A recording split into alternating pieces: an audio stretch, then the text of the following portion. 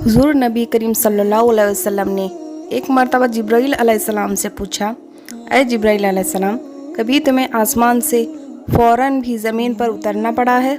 जिब्राइल अलैहिस्सलाम ने जवाब दिया, हाँ या रसूल अल्लाह, 4 मर्तबा ऐसा हुआ है कि मुझे फिल फ़ौरन ज़मीन पर उतरना पड़ा है।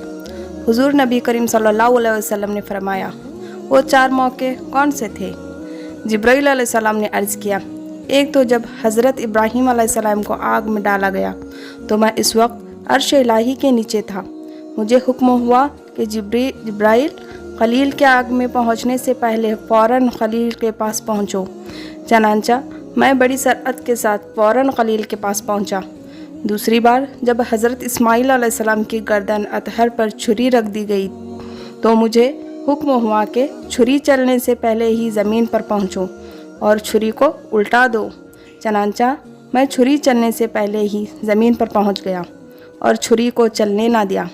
तीसरी मर्तबा जब हज़रत यूसुफ़ अलैहिस्सलाम को कुएं की तह में पहुंचने से पहले ज़मीन पर पहुंचूं और कुएं से एक पत्थर निकाल कर हज़रत यूसुफ़ अलैहिस्सलाम को इस पत्थर पर बाआराम बिठा दूं। चनांचा मैंने ऐसा ही किया।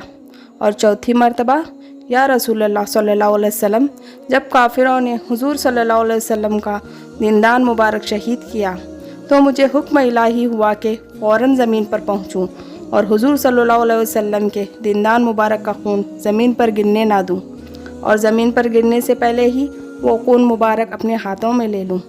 या रसूलल्लाह, खुदा ने मुझे फरमाया था, जिब्राइल, अगर मेरे महबूब सल्लल्लाहु अलैहि वसल्लम का यह खून ज़मीन पर गिर गया तो क़यामत तक ज़मीन में से ना कोई सब्ज़ी उगेगी और ना कोई दरख्त। चनांचा मैं बड़ी तेज़ी के साथ ज़मीन पर पहुंचा और हुजूर नबी करीम सल्लल्लाहु अलैहि वसल्लम के खून मुबारक को अपने हाथ पर ले लिया। माशाअल्लाह।